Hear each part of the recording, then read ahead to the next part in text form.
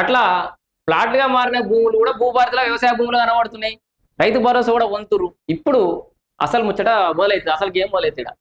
అయితే ఇక వైవాట్ కబ్జాలు మేలు.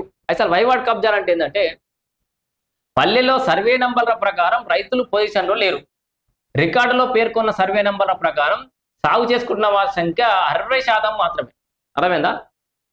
360 సర్వే నంబర్లో ఈ రాజయ్య భూమి ఉందంటే అదే 360 సర్వే నంబర్లో సాగు చేసుకుంటున్న సంఖ్య తెలంగాణ రాష్ట్రంలో కేవలం 60% మాత్రమే. 100కు 60 మంది మాత్రమే కరెక్ట్గా పొజిషన్లో ఉన్నారు. ఇంకా 40 మంది పరిస్థితి అగమ్య గోచరం. ఆయనకు బుక్ల సర్వే నంబర్లు వేరే ఉంటాడు, ఈయన దున్నుకునేది వేరే జాల. నేను పాస్బుక్లోనే నేను గదే సర్వే నంబర్ దున్నుకుంటున్నాను ఆయన అనుకుంటున్నాను.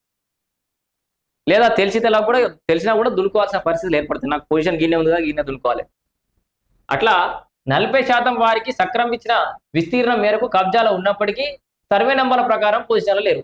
ఆ 40% మంది ఒకలని కాదు. ఇప్పుడు ఆ 40 మంది ఎవరైతే ఉన్నారో వాళ్ళకు 2 ఎకరాలంటే 2 ఎకరాలనే ఉన్నారు. కాకపోతే ఆ బుక్లు ఉన్న సర్వే నంబర్లో లేరు, వేరే పక్క పండి ఇంకేదో జాగ్రత్త దున్నుకుంటున్నాడు.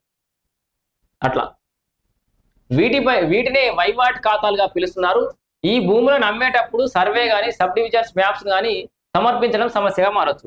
ఎందుకంటే ఇప్పుడు అసలు చిక్కినే కదా ఈ లైన్లో ఉంది. భూములు రిజిస్ట్రేషన్ అయ్యేటప్పుడు సర్వే మ్యాప్ కంపల్సరీ అన్నారు కదా. ఈ 60 మందికి ఏం కాదు, ఎందుకంటే వాళ్ళు ఏ సర్వే నంబర్ బుక్ మీద ఉందో వాళ్ళు అనే దున్నుకుంటారు. కాబట్టి మ్యాప్లు ఇవ్వాలన్నప్పుడు east west north east south ఎవరెవరు ఉన్నారో మ్యాప్లు పెట్టడం, మ్యాప్ గీసి పంపించడం ఈజీ అని ఉంటుంది. ఈ 40 మందికి ఇబ్బంది అవుతుంది. కాబట్టి ఇప్పుడు ఏమి ఇబ్బంది ఉండదు. వీటినే వైవాట్ ఖాతాలు పిలుస్తున్నారు. ఈ భూములను అమ్మేటప్పుడు సర్వే సబ్ డివిజన్స్ మ్యాప్స్ సమర్పించడం ఆ సమస్యగా మారచ్చు. విలేజ్ మ్యాప్లో చూపించినట్లుగా అదే సర్వే నంబర్లోని విస్తీర్ణంతో కూడిన మ్యాప్ని అందించడం అసాధ్యం. అలాంటప్పుడు పొసెషన్తో కూడిన హద్దులు విస్తీర్ణం పేర్కొంటూ సర్వే మ్యాప్ని జత చేయొచ్చు. సో సబ్జెక్ట్ టు ఫిజికల్ పొజిషన్గా నిర్ధారించి రిజిస్టర్ చేసే వెసులుబాటును ఈ చట్టం ద్వారా కలుగుతుంది. సో ఈ చట్టం ద్వారా ఈ రకంగా దీనికి వెసులుబాటు అనేది కల్పిస్తారు. అనేక వివాదాలకు కూడా సర్వే సబ్ డివిజన్స్ మ్యాప్స్కు చెక్ పెడతాయట. సమస్యలకు చెక్ పెట్టాల్సిందే మనకు కావాల్సింది కూడా.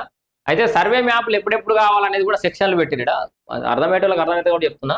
సెక్షన్ 3(3) ప్రకారం భూమి అమ్మినప్పుడు కానీ, గిఫ్ట్ డీడ్ చేసినప్పుడు కానీ, తనఖా కానీ, మార్పిడి చేసినా, పంపకాలు చేసినా, రిజిస్ట్రేషన్ లేదా మ్యుటేషన్ చేసినప్పుడు విక్రేత అమ్మటైనా సమర్పించాలి. ఏది సర్వే మ్యాప్. సెక్షన్ 7(1) ప్రకారమే వీలునామా వారసత్వ మ్యూటేషన్ చేసేటప్పుడు కూడా మ్యాపే కావాలి.